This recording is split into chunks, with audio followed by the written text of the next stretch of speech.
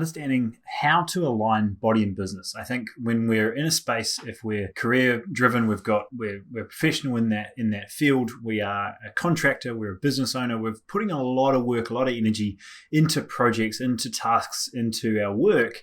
We find a lot of joy in it. But I think over time, what we start to see is that we start to lose energy, we start to lose drive, and ultimately that ends to less passion and less ability to perform at the level you want to perform because you just don't have the energy anymore. And what I've noticed both in myself and with plenty of clients that we've worked with is, that first 2 or 3 years of business, you can generally get through with a level of momentum, adrenaline to make things happen. But as we get deeper into the space of, finding what works and doing more of it becomes repetitive, becomes a process that is not as engaging. And if we're not careful of our own personal energy, we start to really notice that our level of work or our quality of work even starts to decline. So what I've seen is as we get to that 3 and 5 year period with a lot of business owners, it really comes down to energy management, right? There's lots of fancy things you can do in the business world, but it really, at the end of the day, it's very simple. If you're not showing up as the person that you need to be in order to conduct yourself in a way that is presentable, is high level, is energetic, is something that your customers are attracted to, you need to have a level of energy daily, consistently that comes through.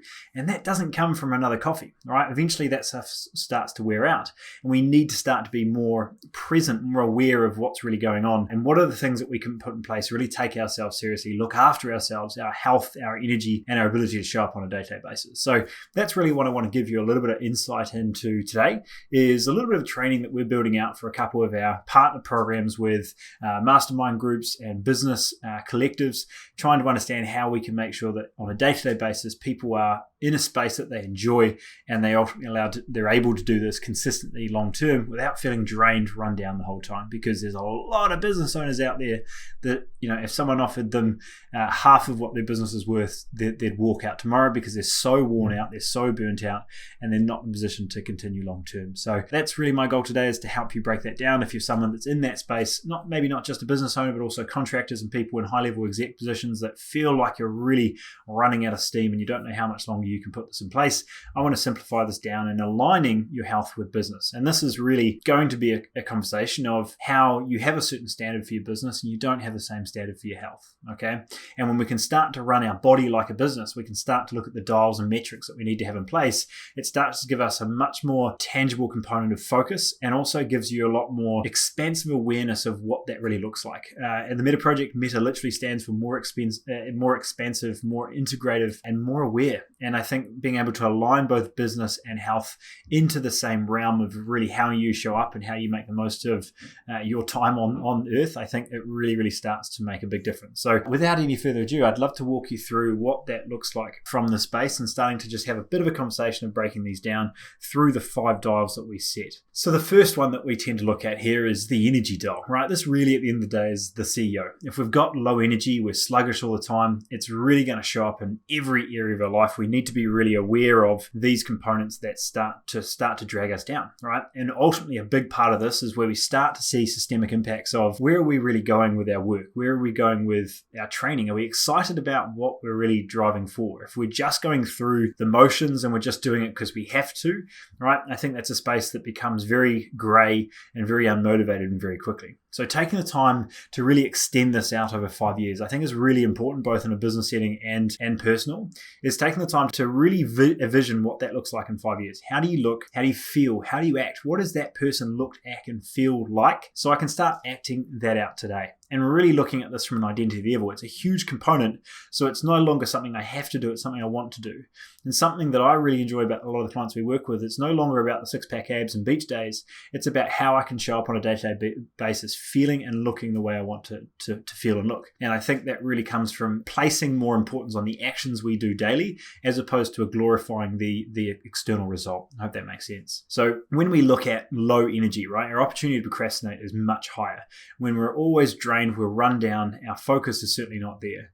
And when we take the time to really get clear on what our main target is for today, really delegate anything that's creating noise around what we need to do, we need to start getting very comfortable around what that looks like. I mean, we've done some really cool stuff with clients around meal prep and understanding nutritionally. What does that really look like if they notice that food is their biggest limiting factor? Most people know how to eat the right foods, that the 80-20 rule at least, right? Most of the right things, but it's making sure we actually have that food in the fridge. We have set up our meta fridge in the way that we know that the key elements are there. Now, is this something you get someone else to help with? Is this someone that you bring in HelloFresh or whatever? Trying to make sure that we're removing some of those extra thoughts. And I think the closer we can get to simplifying our day and getting rid of that decision fatigue makes a huge difference, right? So the big one at the end of the day is this recommit, refine, and refocus.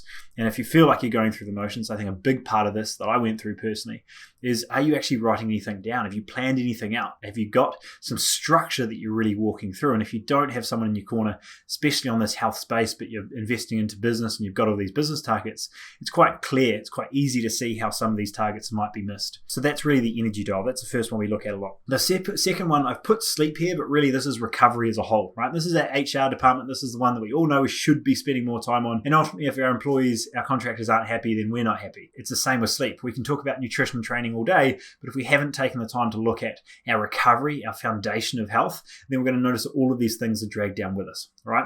So starting to look at things like your mood, your cognitive focus, your insulin sensitivity, there's so many systemic impacts that has. And the very simple thing is most people just are not breathing.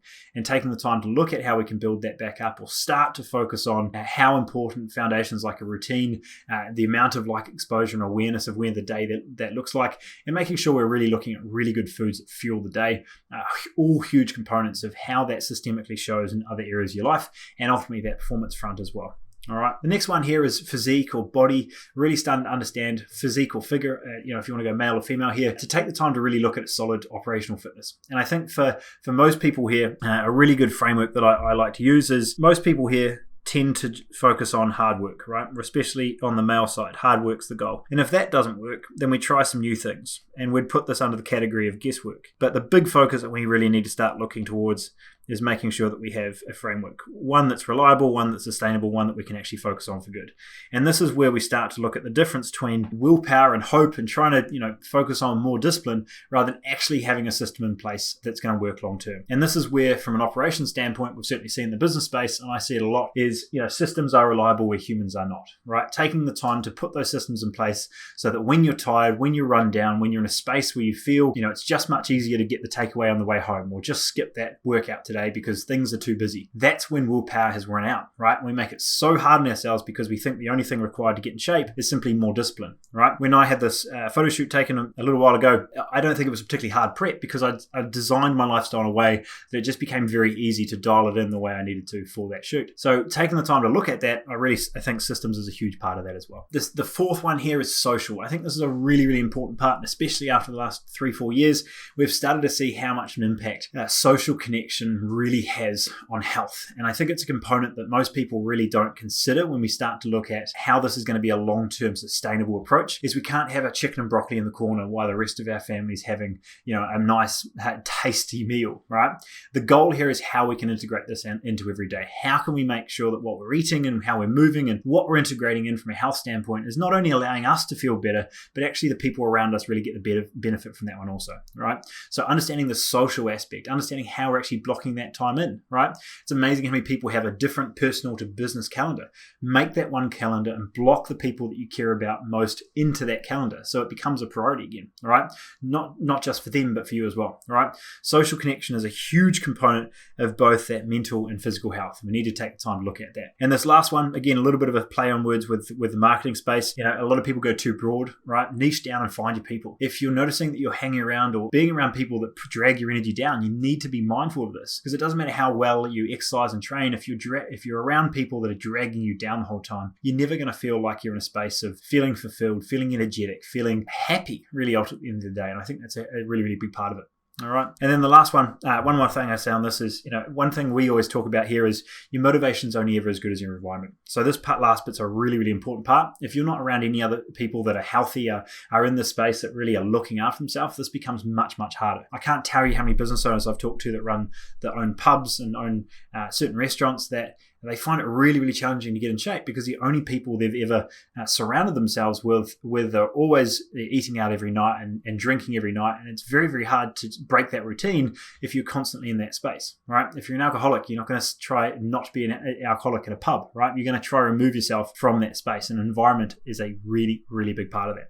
All right. The last one here is joy. And this is the client success, that client fulfillment when we look at a business space, right? At the end of the day, nothing matters if we're not happy. What are you doing to fulfill what we call our joy cup? This is a big part that we use inside of inside the Meta project, is taking the time to really insert you back in your week, right? We're not someone to just get up, go to work, pay the bills and go to sleep. We need to make sure that we're adding something in there, adding a bit of color into the gray, and making sure that what we're doing is inserting our hobbies, our creativity, letting our hair down moments, whatever that might be. And for many of us, we know how much of an impact this has from a vacation standpoint. I know far too many people that are in a space that book 2-week holidays. I was that person, booked 2-week holidays so that first week we can recover and then the second week we now actually have a holiday. So if you're noticing that come through, it's getting an idea of how we can insert those little drops of us back into our day, into our week, to make sure we're really front loading that space and making sure we can show up effectively day to day. All right. So last question I have for you here is, I'd love to know just in the chat below, in the comment section, which department is really your bottleneck here? Of all the 5 that we went through, we've got energy, we've got recovery, we've got body, we've got social,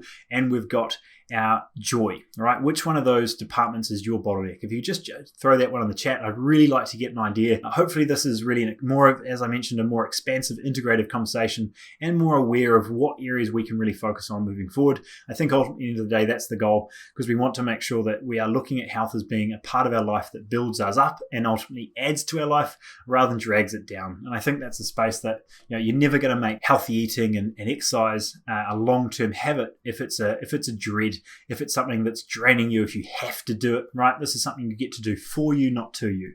And that's a really big shift here. So hopefully that allowed a little bit of shift in dialogue, in changing potentially how you look at certain components of this, and just stepping back and really understanding how much of a ripple effect this has in other areas of life, to make sure that you are really looking after you.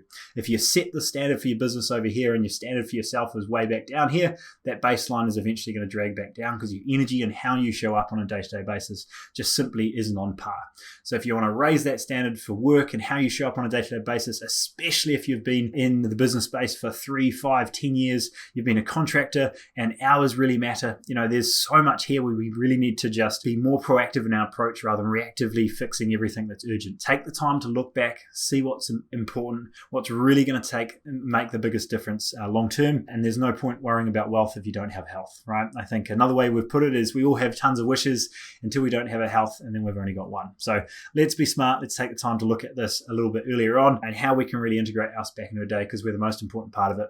If we stress out, if we get to the point that our health is such an issue that it drags, you know, it stops us in our tracks and we can't do the things we need to do, all of that shit gets put in a bucket and given to someone else, right? We have to look after ourselves to have that capacity, to have the ability to do the things we want to do for more than a couple of years. So let's look at this a bit more long term. Let's make sure we look after you. And remember, change can't happen long term from hate or from self-loathing. It has to come from a place of self-compassion. So let's look after yourself, raise a bar. And if you'd like to dive into this a little bit more and understand what this looks like for you individually, how we can help you build out this personal roadmap, build some metrics, some stats around what you really care about and what that looks like and how it applies in your life, then I'd love to reach out and go through that process with you and see how we can potentially help too. I hope you have an incredible week. We're moving house over the weekend, so it's going to be absolutely chaotic here. I'll take the time to have a little bit of time for me and make sure that we're back here for next week. Hope it's all good on your side. We'll talk in soon. Bye.